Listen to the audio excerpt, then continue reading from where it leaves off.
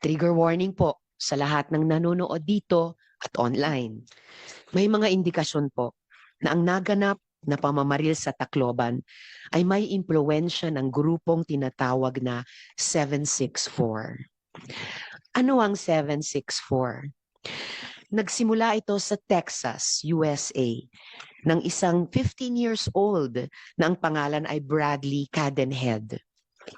Cadenhead claims an individual he met through the online game Minecraft aided him in starting 764.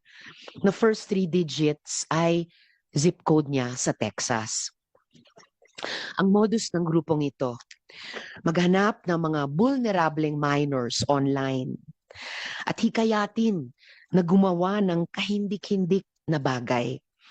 Sabi mismo ng FBI, the leaders of the group are pushing victims to create graphic pornography, to harm family pets, to cut themselves with sharp objects, or to even die by suicide.